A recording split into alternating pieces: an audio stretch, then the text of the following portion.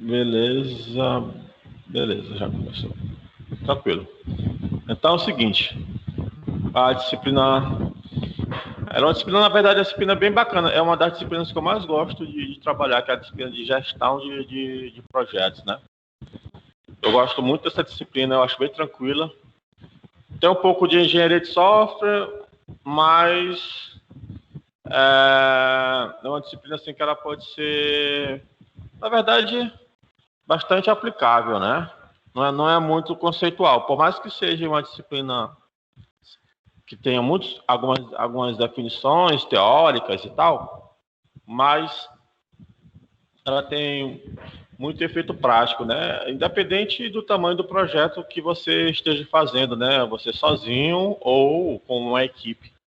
Então, assim, a disciplina de metodologias, ou melhor, de gestão de projetos, ela é como se fosse uma filha da disciplina de engenharia de software.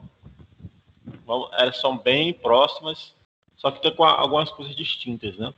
Então, assim, eu dou uma conotação muito de falarmos sobre metodologias ágeis, né? Aí, se a gente for fazer uma pesquisa sobre metodologias ágeis, nós iremos encontrar algumas aí no mercado. Mas, assim, eu escolhi, né? Na verdade, eu trabalho com essa metodologia em sala de aula e também em projetos que eu venho desenvolvendo aí. Eu sempre uso a metodologia, o Scrum, né? No caso que eu estou falando. Eu sempre uso o Scrum, independente se eu estou trabalhando sozinho, se eu estou trabalhando com muita gente. Eu sempre utilizo a metodologia Scrum, né? Eu acho bem simples, bem pequena, bem enxuta, né? Não tem muitos muitos papéis, digamos assim, muita burocracia, né? Agora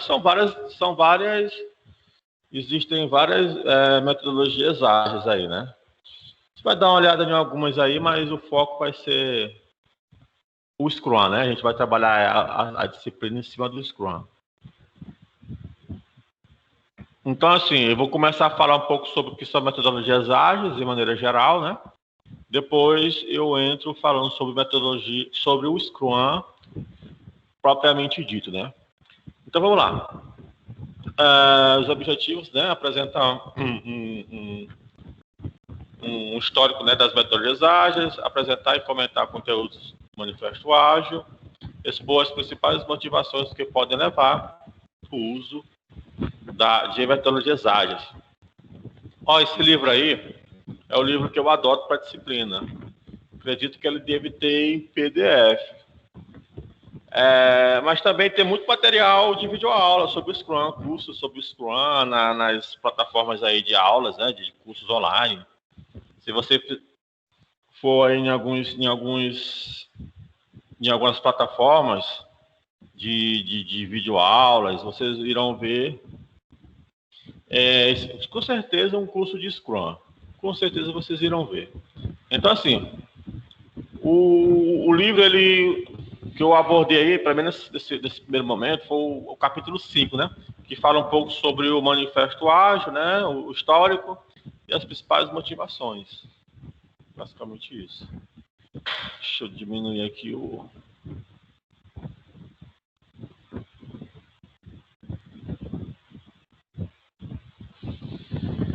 Beleza. Dá uma rápida menção aqui à parte histórica, né? O conceito de metodologia ágil surgiu em meados da década de 90, né? Motivado pela reação inversa dos chamados métodos pesados de desenvolvimento de software. Na verdade, nós iremos observar que essas metodologias ágeis, eles não estão reinventando a roda. Eles estão apenas abordando por uma óptica diferente o desenvolvimento, só isso. Eles não estão reinventando, até porque não tem muito o que reinventar, né? Os processos de desenvolvimento são aqueles básicos, né? Análise, projeto, implementação, né? Desenvolvimento e testes. São basicamente esses 4. Então, nunca vai mudar isso. Sempre vai ter a parte de análise, que você vai entender o que é que o cliente quer, né? Depois você vai fazer o projeto, que seria a parte de criação do banco, a projeção das telas, os relacionamentos, diagrama caso, aquela coisa toda, né? Depois que você entende, depois que você faz essa parte, aí você parte para a codificação.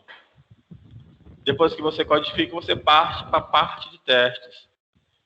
E depois ainda tem a parte de implantação, né? Que seria a quinta parte, que também faz parte do desenvolvimento, né? Ó, uma coisa assim que a gente sempre quebra a cara é você começar a programar antes de projetar as telas. Antes de criar 100% o diagrama de relacionamento, né, do banco. E depois disso, a criação da projeção das telas. A gente, quando está começando, acha que isso é uma baita perda de tempo, né? A gente fica com essa impressão.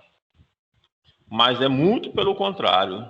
No início, quando eu comecei a fazer meus primeiros projetos, eu conversava com o cara na quinta, na sexta eu já começava a codificar. Eu já achava que já estava entendendo tudo que o cara queria, aí tacava o bootstrapzão lá, né? Porque ele é rápido mesmo, e pronto. Aí eu fazia, achando que estava fazendo vantagem, né? Mostrando eficiência pro cara. Não, já vou entregar, já vou na segunda-feira eu já mostro pro cara. Aí você pensa que está fazendo vantagem. Aí quando chega na segunda-feira que você vai mostrar pro cara, aí o cara fala assim, rapaz, eu queria que fosse mudado isso, mudado aquilo. Aí você, se for uma mudança leve, de boa, mas geralmente a mudança é uma mudança estrutural, né? Aí você vai ter que mexer no banco, aí você vai fazer uma engenharia reversa, né? E você acaba perdendo tempo com isso. Então, o que eu tenho para dizer? Depois que você entender o que o cliente quer, depois que você fazer o diagrama de banco de dados ou o diagrama de classes, né? Você vai para a projeção das telas, faz a prototipagem das telas, porque esse negócio de escolher cores, escolher fonte, isso dá trabalho. Por mais que você tenha um framework ali que lhe auxilie, mas a estética ela tem uma grande importância. O visual tem uma grande importância para o cliente. Às vezes a gente acha que o framework de views, né, de visualização, ele resolve. Não, e resolve mesmo. Só que às vezes a gente não pensa muito assim na óptica do cliente. O cliente ele gosta dessas firulas, bonitinho e tal. E a gente sabe que isso demanda um tempo. Isso demanda um tempo. Então, se você já fizer isso, da projeção das telas e mostrar para o cliente, e você já vai ganhar, com a aprovação do cliente, né, obviamente, você já vai ganhar um grande tempo. Porque quando você sentar para codificar, você já sabe o que tem que fazer. Você já corrigiu os erros possíveis, né, de mal entendimento a respeito da análise do banco. Você já corrigiu, consequentemente, erros na parte da interface gráfica, né, no que se diz respeito a relatórios, a inserção de dados, naqueles formulários, as validações dos formulários. Por mais que existe aí as tags aí do HTML5, que nos auxiliam bem, mas é difícil você escapar do JavaScript, né? Muito difícil você escapar de fazer uma validação no braço. Então, eu estou querendo dizer o seguinte: quando você começar a construir, quando você sentar para codificar, tudo isso você já deve ter sanado com o teu cliente. Até porque também, para não ter aquele custo, né, de perda de tempo, é aquela coisa desagradável, né? Depois que você codifica, o cara quer modificar.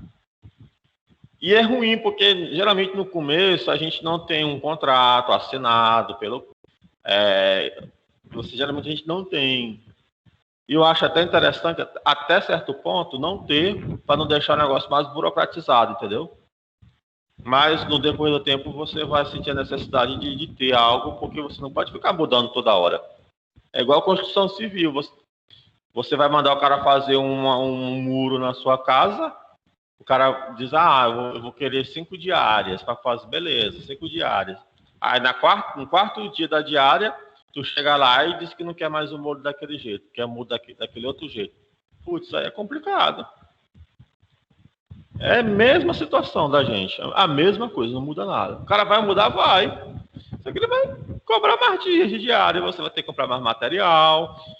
E o defeito que acontece, isso é comum, aconteceu comigo, às vezes acontece, é que a gente acaba modificando nessa coisa de querer fechar com o cliente, de fidelizar o cliente, você acaba trabalhando muito mais.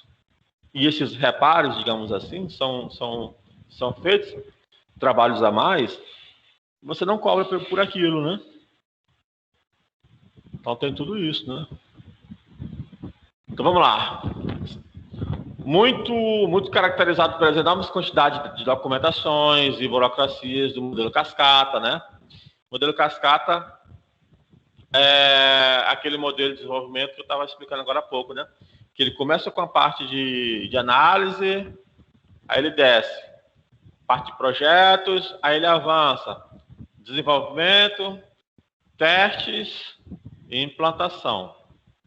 Então, ele chama aqui de modelo cascata, né? Porque uma coisa vai acontecendo após a outra. Você vai fazendo etapa por etapa. Aparentemente, quando você vê isso, você diz, rapaz, que coisa organizada. Você fica se achando que é a melhor coisa do mundo, no sentido de organização. Mas tem alguns problemas, para não dizer vários, né? Deixa eu mostrar aqui uma imagem para vocês, que vai mostrar de maneira mais tranquila isso que eu estou falando. Essa imagem aqui ela é conhecida. Não sei se talvez não fique com a resolução muito bacana, mas é o seguinte, ó. O requerimento aqui, na verdade, é a parte de análise. Projeto, né? Implantação, aí chama de verificação, né? Que é a teste, e a manutenção, né? Então, assim, quando ele fala em cascata, significa que, ó, cada etapa ela vai ter que ser respeitada. Ou seja, quando você terminar tudo que for de análise, você pula para a etapa de projeto. Quando você terminar tudo na parte de projeto, você faz a parte de implementação. Quando você termina tudo, de implementar tudo, você faz a verificação, que são os testes. E, por último, entrega para o cliente a manutenção. Beleza, essa etapa aqui, essas etapas, elas nunca vão deixar de existir. Elas nunca vão deixar de existir. Só que nessas metodologias ágeis, elas são feitas de forma diferente. São feitas de formas um pouco mais dinâmicas. Ou seja, tu não vai precisar terminar o sistema todo. Na verdade, assim, a grande diferença é essa. Tu vai entregar o teu sistema, o teu aplicativo, o teu site, sei lá o que for, por partes. Tu não vai precisar terminar tudo para poder entregar. Como a metodologia em cascata, ela fazia isso, né? Ela prega isso, né? Você vai entregando por partes. Fica muito melhor, porque você vai testando, o usuário vai usando, você vai disponibilizando, melhor dizendo, o usuário vai testando, vai usando, ele vai te dando feedback. Então, uma coisa que eu faço, vamos supor, quando eu vou fazer um projeto para o cara, vou só dar um exemplo hipotético aqui. Vamos supor que o sistema foi R$3.000, o desenvolvimento, e vamos supor que eu cobre 10% desse valor para a manutenção do sistema. Como é que eu faço? Se eu estou cobrando 3.000, ou poderia ser ter menos, a implantação, 1.000, 2.000, não importa, mas sendo que a manutenção fica no valor fixo de R$300, eu faço assim. Eu divido o sistema em 3 partes. como eu gosto de entregar por partes, eu vou dizendo assim, olha, eu vou entregar o sistema em 3 partes, aí eu divido lá, dependendo da quantidade de módulos. Se são 6 módulos, eu vou entregando dois em dois, né? 2 em 2. Aí eu digo, ó, vou entregar esses 2, aí você já começa a me pagar essa mensalidade. No caso, seria R$100. Vamos supor, eu demorei um mês para entregar a segunda parte, beleza. Esse primeiro mês eu recebi esses R$100. Quando eu entregar o segundo módulo, daqui a um mês, 2 meses, sei lá, aí ele vai ser integrado, aí eu começo a receber R$200. E assim vai de acordo, até completar os R$300. Então eu gosto muito dessa forma de negociar, porque aí o cliente ele vai vendo o sistema sendo feito, ele vai sentindo a coisa evoluindo, vai pagando, obviamente, consequentemente ele vai pagando por aquilo que ele está usando. Tanto ganha o desenvolvedor, que o dia ele começa a entrar mais rápido, né? Quanto o cliente, que vê o sistema sendo entregue. Aí nisso aí, tu já mata o treinamento, né? Tu não vai precisar mais dar esses treinamentos assim no final, né? Porque tu vai entregando tudo por partes, por fatias. Quando terminar tudo, quando tu for entregar os últimos módulos, todo mundo já sabe utilizar, já está acostumado com a interface, com a forma de usar e tal. Eu acho isso super, super produtivo e interessante, né? É uma coisa que eu implemento de fato mesmo. Novos frameworks para desenvolvimento, para processo de desenvolvimento de software começaram a surgir, iniciando assim uma nova denominação de métodos leves para desenvolvimento. Métodos leves por quê? Porque não precisa mais seguir isso aqui à risca, né? Só por isso. Aí tem a parte histórica, tá? Eu vou passar aqui rapidamente, porque depois vocês leem com calma aí. Mas em 2001, né, 17 pessoas se reuniram em uma estação de esqui em Nova York, né? Marcou definitivamente o surgimento e a propagação do paradigma de desenvolvimentos ágeis. Todos os participantes da reunião falaram um pouco de suas experiências em suas empresas, chegando ao consenso que todos de alguma forma tinham algo em comum. Ó, esse inglês aqui, ele utilizou o termo Agile para desenvolver o que estavam discutindo, né? Então esse cara aqui, ele pegou as discussões que estavam acontecendo e deu esse nome aqui, né?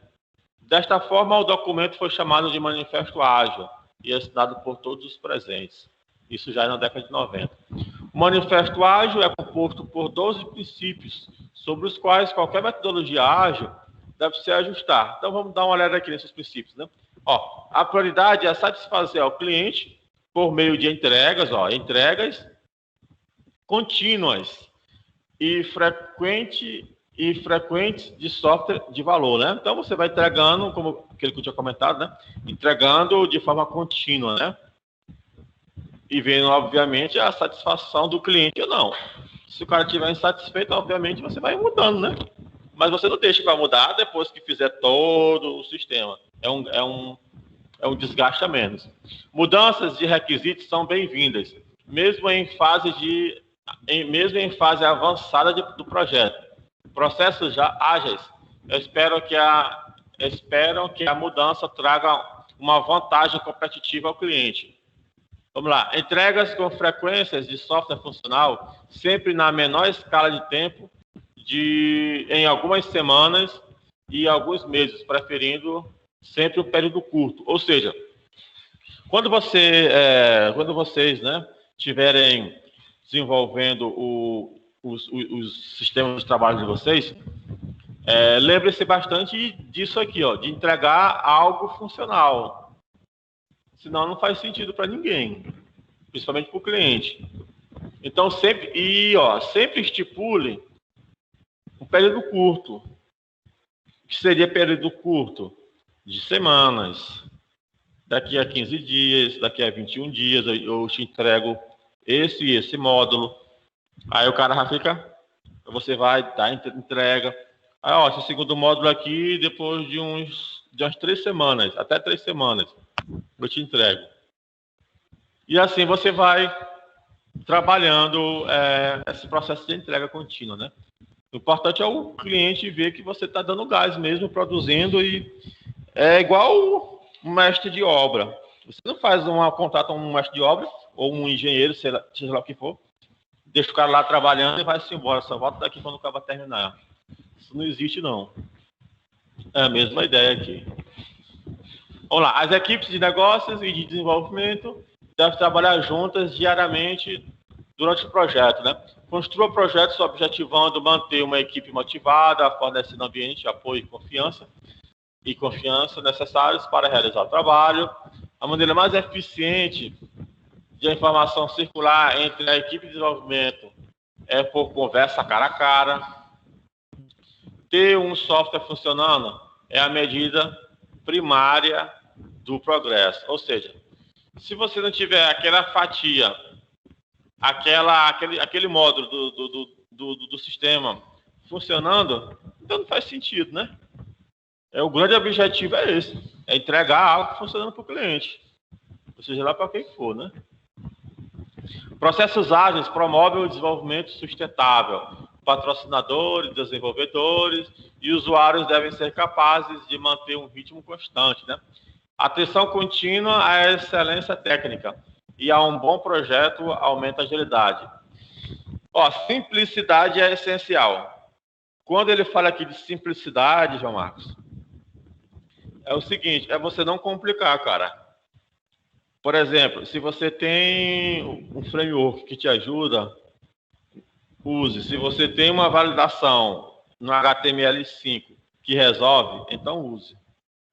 Não vá querer dar uma aí de bonzão aí, que às vezes o programador novato ele tem isso na cabeça dele, né? Ele quer codificar o máximo de linha possível para dizer que faz o usuário, o cliente está nem aí para isso aí, ele nem sabe o que é isso. Está se lixando para isso. Se tu for explicar isso para ele, ele não vai entender coisa de nada. Então, simplifique o negócio. Se o HTML5 resolve, acabou, cara. Faz a validação via HTML5, pronto. Se o teu framework lá por exemplo, dá aqui um exemplo básico aqui. Há um tempo atrás eu estava fazendo um sistema para uma ótica e estava batendo cabeça com um framework chamado iReport para gerar relatórios. E eu tentando fazer incompatibilidade de plugins. Eu passei, foi dias, amigo, batendo cabeça com esse negócio. Dias, eu acho que eu passei, foi umas 2 semanas.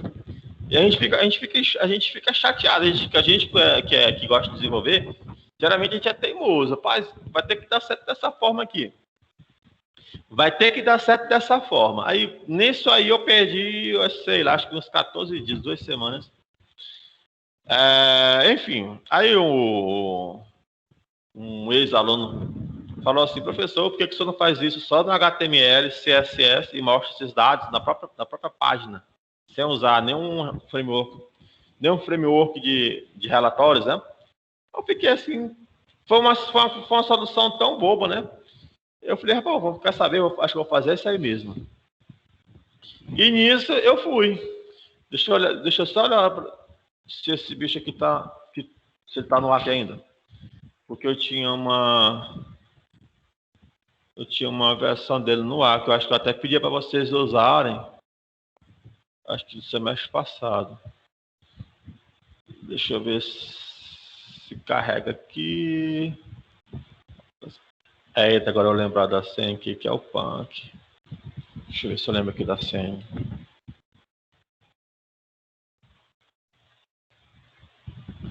Opa, rolou aqui. Deixa eu ver. Ah, tá, beleza.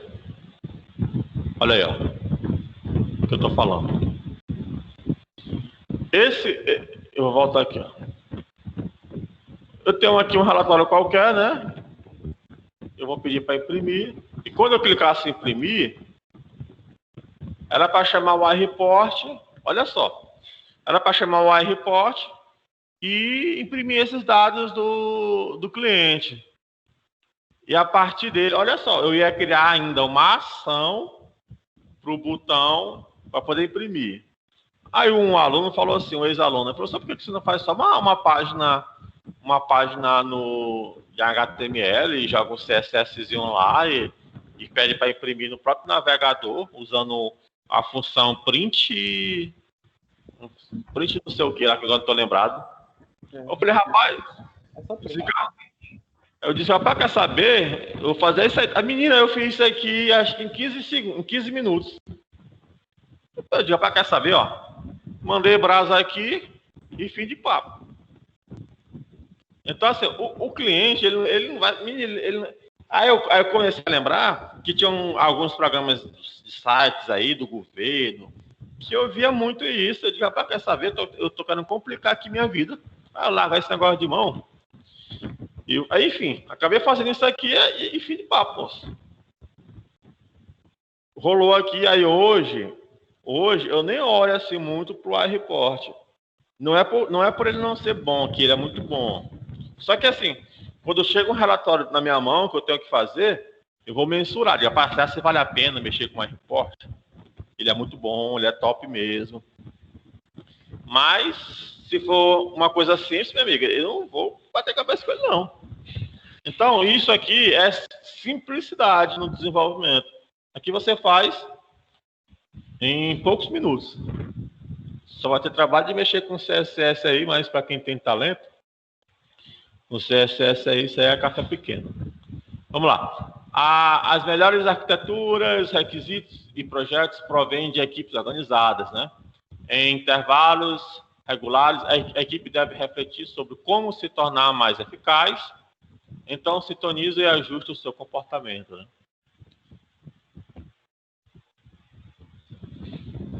Mais uma lista aqui de principais motivações, né? Tornar o desenvolvimento mais previsível e eficiente. 3.1, né? Por que optar por uma metodologia adaptativa? Segundo, design e construção de software usando metodologias adaptativas. Terceiro, desenvolvimento iterativo versus controle de processos imprevisíveis. Bora seguir aqui, ver se tem mais coisa aqui. Principais motivações, né, para se utilizar, na verdade, os métodos ágeis, no lugar dos métodos tradicionais, né? Processos adaptativos versus relacionamentos com o cliente, metodologias ágeis, pessoas em primeiro lugar, gestão orientada a pessoas, adaptabilidade de processos. Então, assim, o bacana que eu acho do Scrum ou de qualquer outra metodologia ágil é que você traz de fato mesmo o cliente para o teu desenvolvimento. É como se tu estivesse construindo como pedreiro, né? Fazendo analogia como pedreiro. É como se você estivesse construindo a casa do cara e o cara todo tempo lá perto de ti.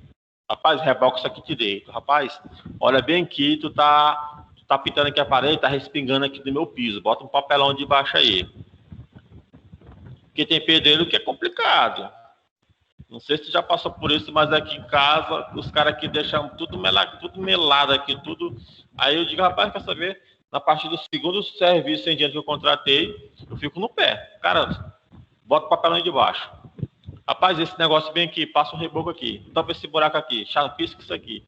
Fico todo tempo no pé, é o dia todinho. Quer ver eu não sair de casa, é eu chamar um cara para fazer algum serviço aqui. Eu não saio de casa, porque eu sei que se eu sair e voltar daqui 1 hora depois, 2 horas depois, o cara vai ter feito alguma coisa que eu não gostei, aí para não mandar ele refazer, eu fico logo no pé ali, prestando atenção. Então é a mesma coisa. O cliente vai ficar acompanhando o desenvolvimento de maneira contínua, né? Então é muito difícil dar insatisfação no cliente, é muito difícil. Só se ele expor o que ele quer, né?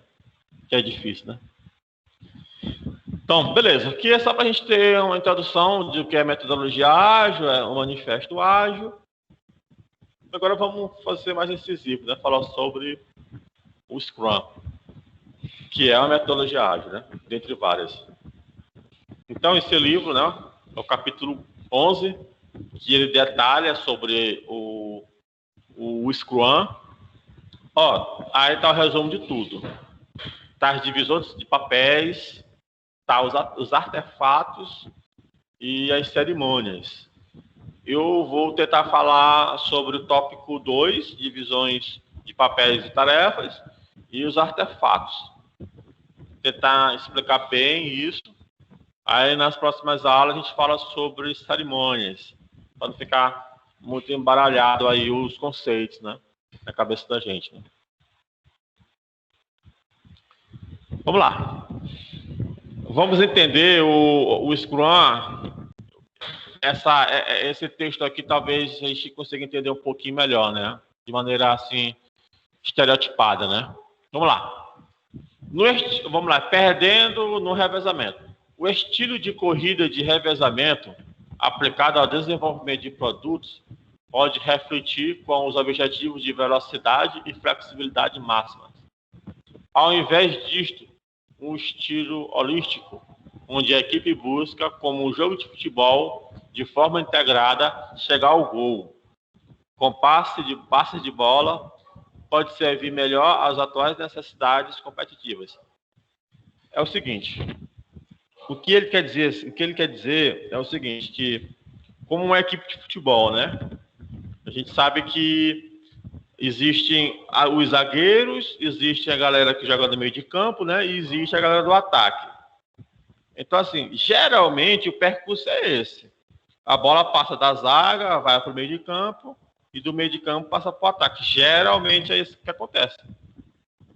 Então, você vai ver que existem etapas, existem pessoas posicionadas em cada setor do campo para levar a bola para os atacantes e assim o atacante concluir a jogada com gol, né? Então, esse revezamento, igualmente o revezamento lá de corrida, né? Quando corre, eu não sei bem o nome daquele revezamento, 4x4, eu não sei como é o nome, geralmente tem a Olimpíada, que um vai passando bastão para o outro. Aqui é a mesma situação. Você vai trabalhando de maneira orquestrada, né? De maneira orquestrada e unida para que o teu produto seja entregue, né? Seja concluído. É a mesma situação. O Scrum, sem palavras. O Scrum é um processo ágil que permite, né, manter o foco na entrada do maior valor de negócio e o menor tempo possível. Ou seja, o foco dele é você entregar o teu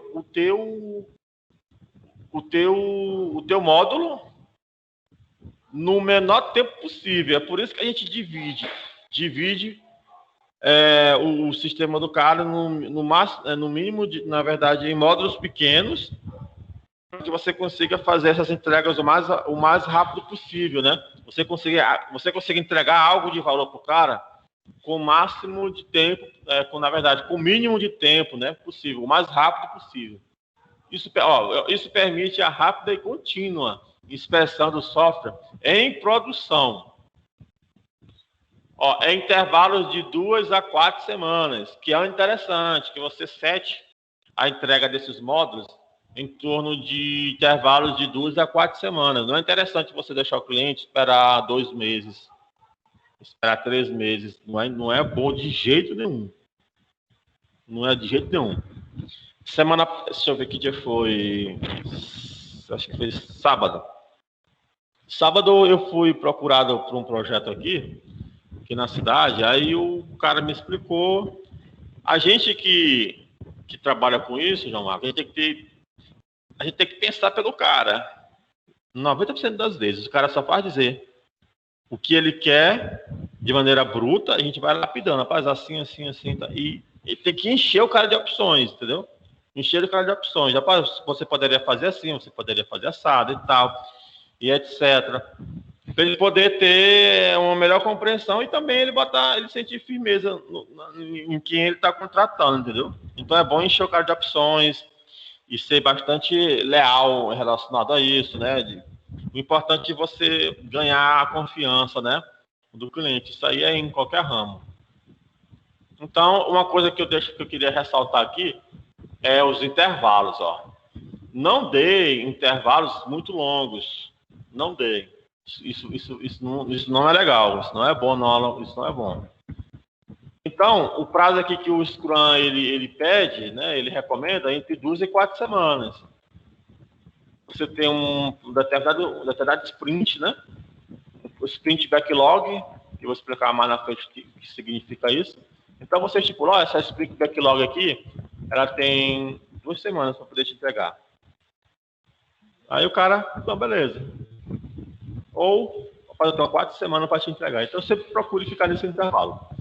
As necessidades do negócio é que determinam a prioridade do desenvolvimento de um sistema. As equipes se auto-organizam para definir a melhor maneira de entregar a funcionalidade de maior prioridade. Então, meu amigo, você tem que selecionar aquilo que é trivial. E de acordo com aquilo, você vai entregando os demais. Geralmente, pelo menos nos meus casos, a maioria das minhas maiores prioridades são aqueles cadastros mais básicos. Por exemplo, cadastro de funcionário. Esse aqui, deixa eu mostrar aí aqui. Que foi um dos últimos aí que eu fiz, que eu comecei por ele. Que era o que o cara queria, assim, para ontem. Eu disse, eu quero isso aqui para ontem. Aí eu... Não, beleza.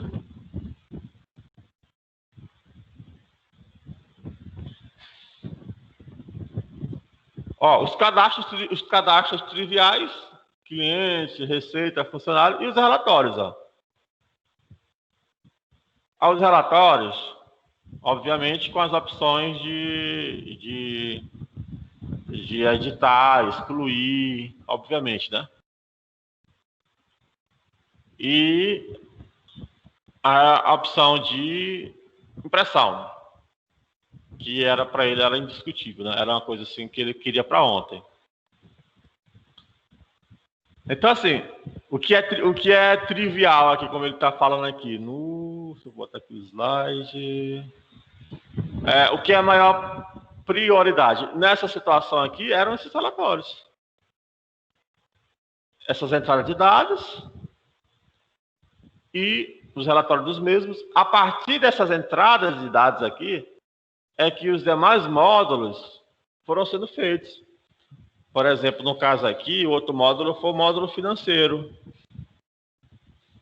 O módulo financeiro e o módulo de estoque. Que ele queria controlar o que ele tinha de produtos na ótica dele, né? Então, assim, eu meio que dividi em 3 módulos. O módulo dos cadastros, dos relatórios, módulo 1.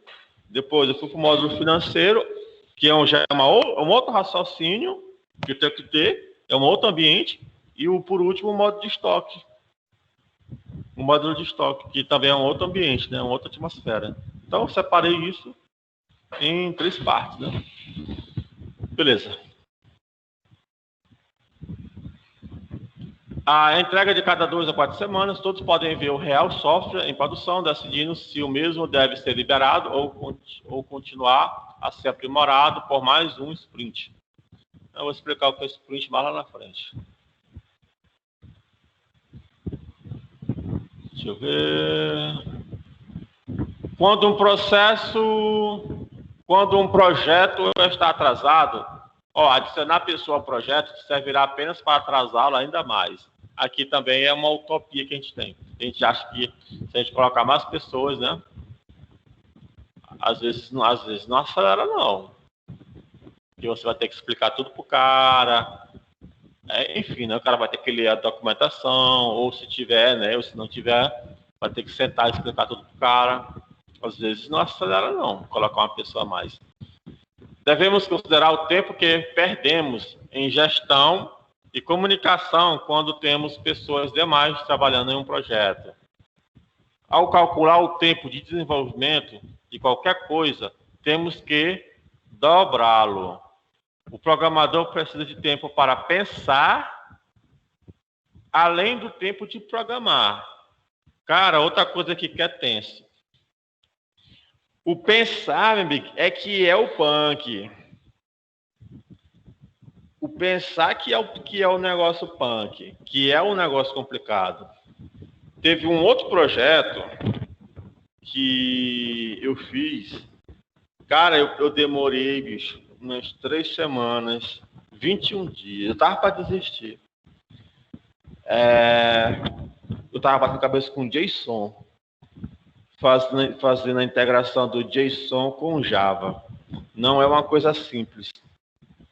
Não é uma coisa simples. Eu tinha que fazer esses dados aparecer. Na verdade é o seguinte, eu tinha uma plataforma web, um sistema web, e tinha um sistema feito em Android. E eu tive que fazer a integração dos dois via JSON. O JSON, usado, por exemplo, com PHP, ele é bem simples, ó, super filé. Inclusive, eu até indico, faz, quando chega alguém me perguntando alguma coisa, diga, rapaz, cara, é o seguinte, faz isso em PHP, porque se tu for mexer com JSON, com Java, tu vai sofrer. Olha que eu estudo Java há muitos anos. E eu sofri pra caramba. Então, opinião minha, né? Quando eu vi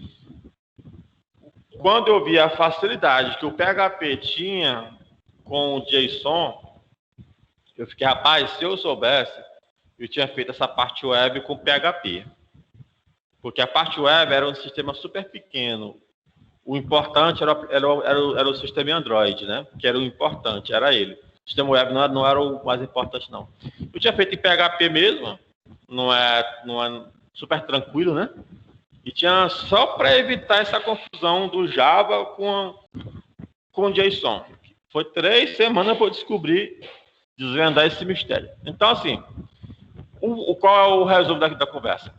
É que o pensar como você vai desenvolver é que é o X da questão, moço. O tempo para programar é mais rápido. Quando você tem já a solução, quando você já tem já o código-fonte, quando você tem uma função que você já fez, ou melhor dizendo, quando você tem que fazer algo, né?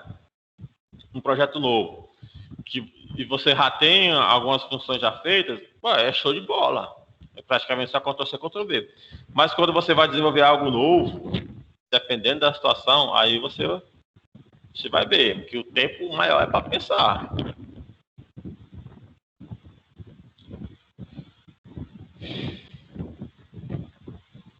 Deixa eu só afastar para cá aqui.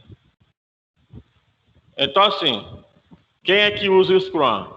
Tá aí a quantidade de gente que usa aí, ó. O Scrum é uma ferramenta, é uma framework aí, meu amigo, mais do que consolidado. Só marca top aqui, ó. A Microsoft, o Yahoo, a Google, a Philips, a Nokia, aí é só gigante aqui. Então, vamos lá. O Scrum tem sido usado na verdade, cara, é o seguinte, o Scrum, ele nasceu na Toyota, eu esqueci de comentar isso. Na empresa Toyota, fabrica carro, nasceu por lá. O Scrum, ele serve para administrar e gerir qualquer atividade, não é só atividade de software, não. Qualquer tarefa. Qualquer departamento, enfim, jurídico ou administrativo. Aqui é porque o foco é desenvolvimento de software, mas dá para gerir qualquer tarefa. Então, é uma coisa que esqueci de comentar no começo. Então, assim, você pode organizar o desenvolvimento de qualquer coisa, né? De sistemas comerciais, de aplicações financeiras, e por aí vai, né? Todo tipo de aplicação. Então vamos lá. Características do Scrum. Equipe que se auto-organizam. O produto evolui com uma série de sprints mensais. Os requerimentos, né, são listados em um produto backlog. Não há prática de engenharia prescrita. O Scrum se adequa a todas. É uma metodologia ágil, né? É uma das metodologias ágeis que eu tinha comentado, né? Tem o XP, tem o RUP, ou RUP, né? Como eles falam. E tem várias também. Na verdade, tem bem mais do que só essas duas, né? Vamos lá. Manifesto ágil de valores, né? Então vamos lá, ó, indivíduos e interações. No lugar disso, isso aqui é o que o metodologia ágil prega, ó. Isso que está desse lado aqui desses quadradinhos azuis, ó. Interação, indivíduos e interações, no lugar de processos e ferramentas, softwares que funcionam ao invés de documentação abrangente, colaboração do cliente ao invés de negociação de contrato e respostas à mudança ao invés de seguir um plano, né? Bom, essa imagem aqui, João Marcos, ele resume tudo do Scrum, tudo. Tudo que eu for falar tá aí, ó, nessa imagem, praticamente, né? Ó, quando ele fala bem aqui, ó, em Product Backlog, é como se, por exemplo, aqui é um sistema que você divide em módulos. Você divide em módulos. Vamos supor aqui, ó, esse primeiro bloquinho aqui seria o módulo de cadastro. Esse segundo bloquinho aqui seria o módulo financeiro. Esse terceiro bloquinho aqui seria o módulo de estoque. E assim, né, vai seguindo aí de acordo com o teu sistema. Então, aqui seria o produto backlog, né? Que são fatias grandes do teu sistema. Depois disso, ó, a gente tem um sprint backlog, que são pequenas fatias desses blocos. Sprint backlogs são pequenas fatias do teu produto backlog, que eles devem ser divididos entre 2 a 4 weeks, né? Semanas. Entre 2 e 4 semanas. Esses sprint backlogs eles devem estar sendo feitos, né? Sendo que diariamente existe a necessidade, né, de você estar vendo o que foi feito nesses sprints backlogs, dessas subfatias, digamos assim, né? Subfatias. Você tem que ficar, existe uma forma de você ficar averiguando 24 horas, final do dia, o que foi feito, o que não foi feito, o que está em processo de desenvolvimento. Aí a gente vai falar mais na frente sobre esse controle aqui diário. É muito importante isso aqui, ó. Isso aqui é o que mostra o progresso. Aí vamos falar do quadro do Kanban, que eu acho que talvez vocês já tenham visto em algum lugar, né? E eu falando sobre isso em alguma outra disciplina. Isso aqui você vai ver o Kanban auxiliando e ajudando demais. E no final, né, você tem o teu produto terminado, né? Ou o teu produto incrementado, né? Basicamente essa figura resume tudo. Ó, desenvolvimento sequencial versus paralelo. Então, aquele desenvolvimento em cascata que eu tinha mostrado, né, de análise, né, de requerimentos, projetos, o de codificação, né, o de testes, você vai fazendo isso, ó, tudo simultaneamente, ó. Ao invés de completar uma coisa por vez, ó, equipes de Scrum fazem um pouco de cada coisa todo o tempo. Então, vai ter toda hora a gente analisando, né? Vai ter toda hora a gente desenvolvendo um projeto, né? Criando o diagrama de classe, de banco, prototipagem das telas, vai ter a codificação e vai ter os testes. Aí você vai lembrar do que eu falei no início da aula, né? Que esses processos eles nunca deixam de existir. Eles apenas são executados de forma um pouco diferente. Eu não preciso fazer a análise 100% do sistema aqui para depois começar a projetar. E assim sucessivamente. Não, eu pego a necessidade, né, a maior necessidade do cliente, faço análise, faço o projeto, faço a qualificação e mando testar. E mando ele usar. Depois eu volto, pego aquela hierarquia, né, de prioridades, aí eu volto novamente para o começo aqui da fila. Aí assim eu vou até chegar à parte de entrega de testes e por aí vai. É sempre dessa forma. Vamos lá.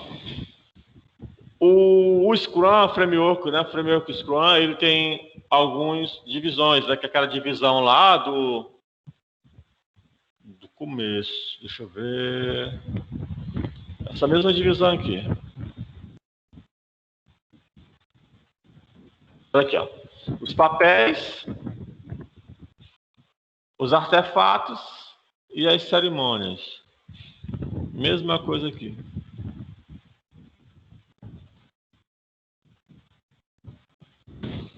Pedindo.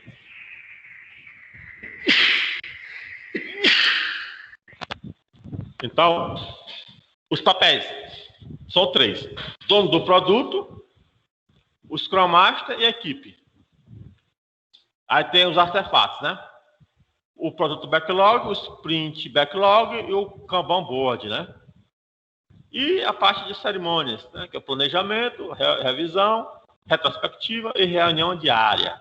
Então, vamos falar sobre o dono do produto, o Scrum Master e a equipe, né? Então vamos lá. O Scrum Master. Quem é o Scrum Master? Representa a gerência para o projeto, né? Responsável pela aplicação dos valores e práticas do Scrum. Remover obstáculos, garante a plena funcionalidade e produtividade da equipe, né? Garante a colaboração entre os diversos papéis e funções, escudo para interferências externas. Então, assim, o Scrum Master é o cara, é o gestor, né? Tem um nomezinho que está me fugindo aqui à mente no momento. Mas ele é o gerente de projeto. Ele é o responsável por gerenciar o projeto, ele é responsável por remover obstáculos, né? Por tirar dúvidas, né? De como deve ser executado ou não. Garante a plena funcionalidade e aplicabilidade, produtividade, né? Da equipe. É o gerente de projeto, né? É o cacique maior, que digamos assim, né? Da parte técnica, né? Ó, dono do produto. Ó, define as funcionalidades do produto. Decide, ó, datas de lançamento e conteúdo. Responsável pela rentabilidade. Prioriza funcionalidades de acordo com o valor de mercado. Ajusta funcionalidades e prioridades. Aceita ou rejeita resultados dos trabalhos. Então, assim, o dono do produto é o cara que ele vai estar acompanhando um pouco mais de perto os anseios do cliente. Porque a partir disso, ele vai poder dizer, ó, sobre as funcionalidades que devem ser feitas primeiro, entendeu? Por quê? Porque ele é o cara que tem um maior contato com o cliente. Ele sabe qual é a dor do cliente, né? A função dele é essa, é ficar mais atento, um pouco mais focado no que o cliente realmente está querendo. Então, é como se fosse uma interface, né? Entre a equipe de desenvolvimento e o cliente. Esse cara, ele é como se fosse essa interface aí entre essas duas situações aí. Então, assim, quando tiver uma reunião onde tiver todos presentes, o Product Owner, que é o mesmo dono do produto, ele vai ter sempre essa característica de ficar um pouco mais atento sobre as dores do cliente. Esse é o papel dele. Ó, Product Owner, né? O dono do produto. O Product Owner é o dono do produto. Então, ele fornece o conhecimento do negócio em forma de requisitos para a equipe, assim como sua ordem de aplicação. Ó, na prática, o Product Owner é a interface entre a empresa e os clientes. Ele elimina a equipe, ele alimenta, na verdade, né? Ele alimenta a equipe com requisitos e correções solicitadas por diversas fontes. É ele o ponto de contato para esclarecimento das dúvidas da equipe sobre os requisitos do produto. Ou seja, quando a equipe tiver alguma dúvida a respeito das regras de negócio, a equipe vai consultar o dono do produto, né? Ou o Product Owner. Então, ele é o cara que vai dizer assim, rapaz, é para fazer os cadastros de tais e tais e tais e tais dados. Então, tais e tais e tais dados vão ter que ter essas e essas validações e vai ter que ser feito dessa forma. Eu quero o relatório dessa forma e assim sucessivamente. Porque ele sabe as dores do cliente, né? Ele é o responsável, ele tem essa característica, né? A equipe no framework Scrum deve ser auto-organizada e multidisciplinar, composta por pessoas que fazem o trabalho de desenvolvimento e teste de produto. Ó, cara, uma coisa importantíssima, cara, é o cara ser multidisciplinar. Não é muito bom você se aprofundar muito e ficar muito só, por exemplo, só no back-end ou só no front, né? Não é muito interessante, não. É para você ter o máximo de conhecimento para poder estar sendo, se possível, estar sendo remanejado para fazer uma outra atividade. Isso aí depende de você trabalhar numa equipe grande ou uma equipe pequena. Isso depende. O Scrum, ele prega a auto-organização. Entendeu? A auto-organização. Então, não existe essa de eu sou só front. Eu vou morrer ali naquele projeto fazendo só o front. Não é muito bem por aí, não. A ideia é ser algo dinâmico, né? Que se auto-organiza e ser multidisciplinar, né? Artefatos, a parte de artefatos, né? Que tem uns... Alguma dúvida aí, João Marcos?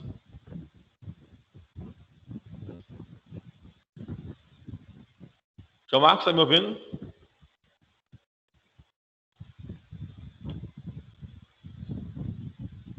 Então vamos lá.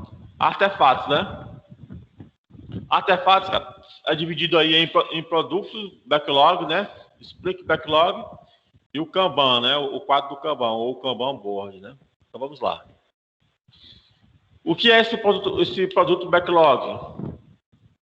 Que está ali no começo da lista ali.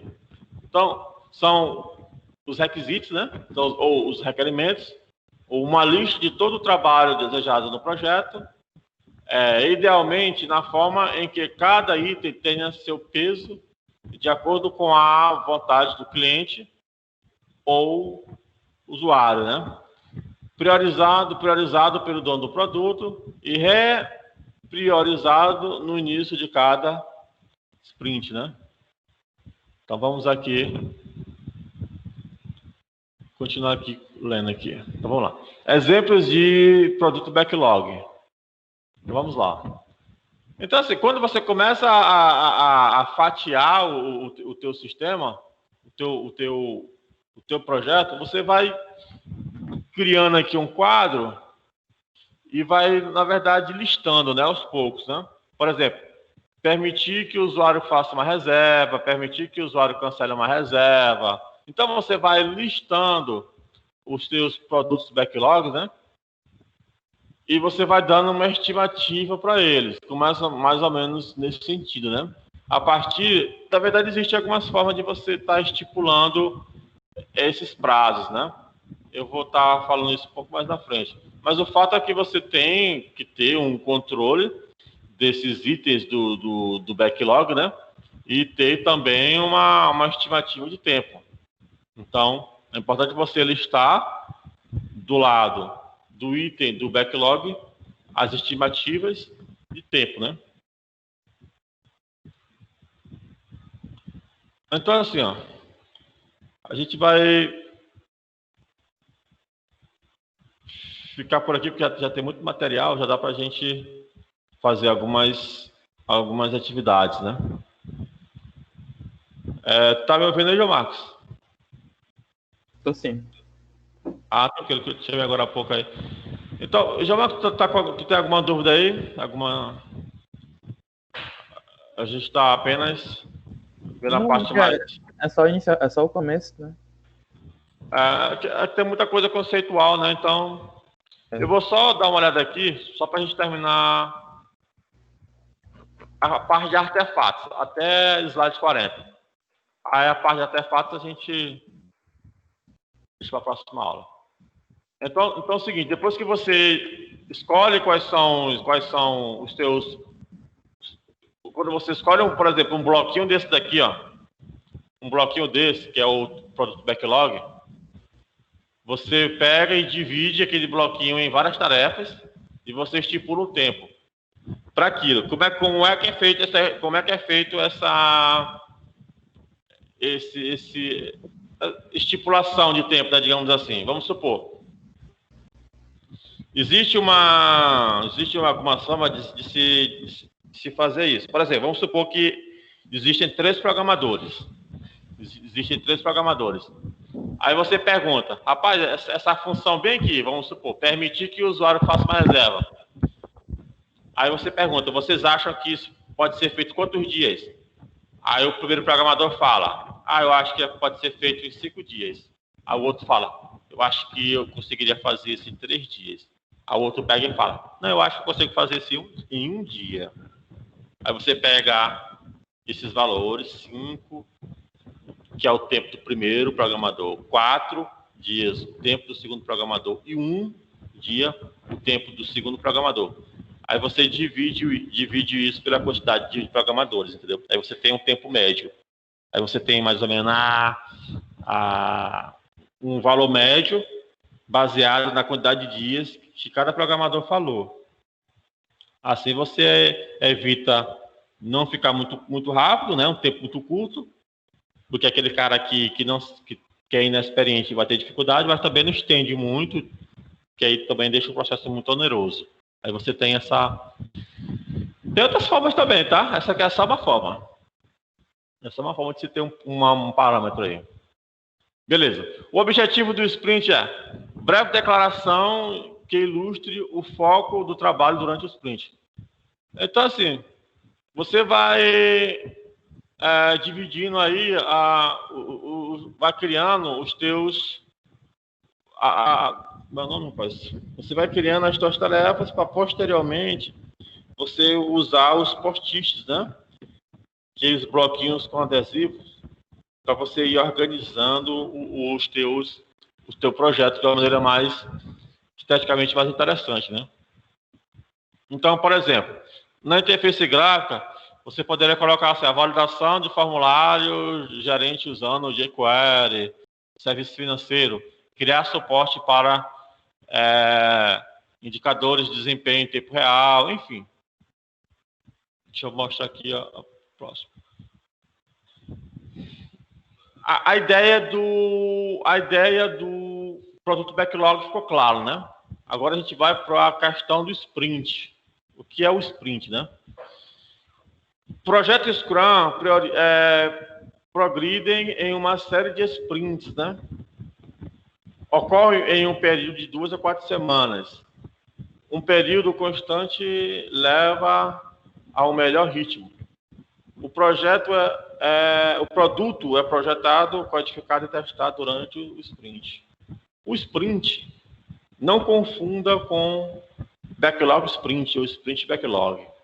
Sprint backlog é uma coisa, sprint é outra. Então, sprint backlog é a tarefa. Sprint backlog é a tarefa. Sprint é o tempo. Ou seja, você pode ter vários sprint backlog dentro de um sprint. Ou seja, dentro de um intervalo de tempo. Então, não confundam isso, tá? Sprint backlog é a tarefa, sprint é o tempo, né? Ocorre em um período de 2 a 4 semanas, né? Então, importante ter essa definição bem clara na cabeça. Gerenciando o sprint backlog. Ó. Cada indivíduo escolhe o trabalho que fará. Trabalhos nunca são atribuídos, né? Ó, atualização diária de estimativa de trabalho restante. Então, esse negócio bem aqui, ele muda. Ó. Não é uma vez dado e não se mexe mais nisso. Então, ele muda.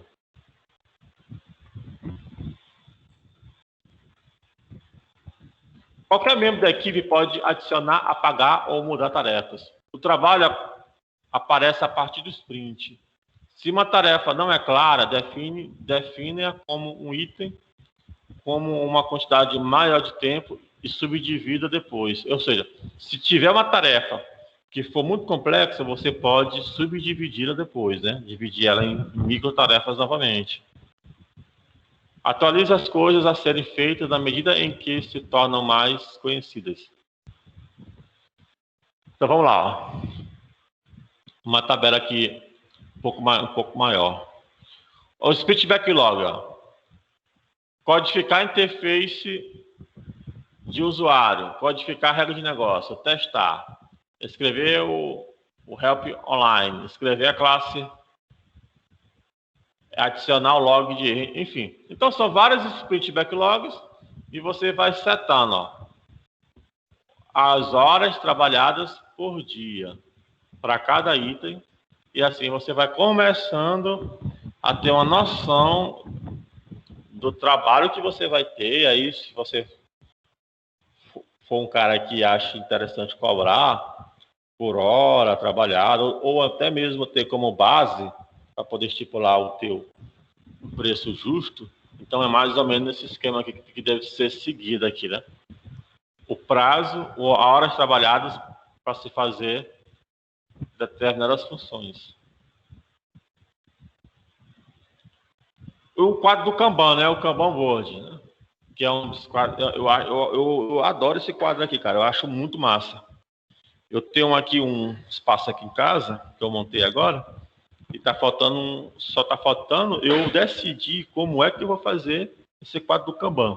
Eu não sei se eu vou colocar uma tinta que de certa forma dá para fixar, né?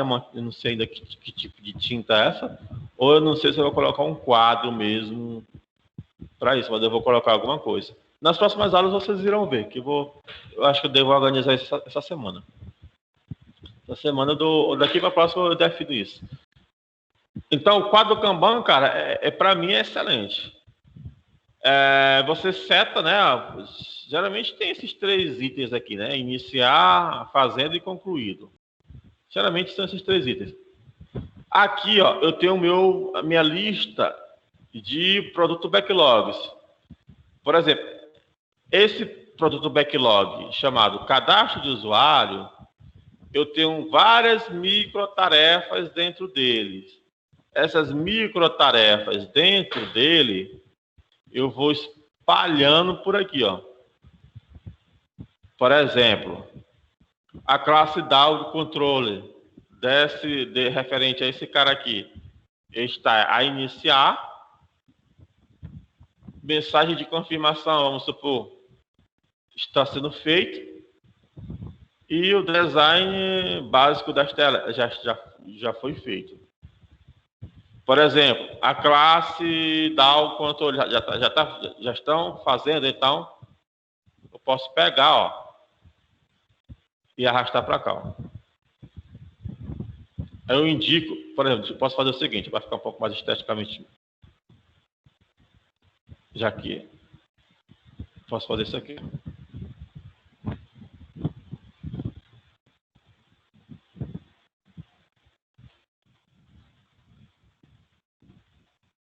Um pouco mais organizado. Eu posso estar dividindo, que é o ideal, para que não fique confuso, né? Então, assim, na medida que eu for ou iniciando, fazendo, né? Ou fazendo, ou deixando a iniciar ou concluindo, esse quadro ele vai se montando, ele vai se modificando todo dia.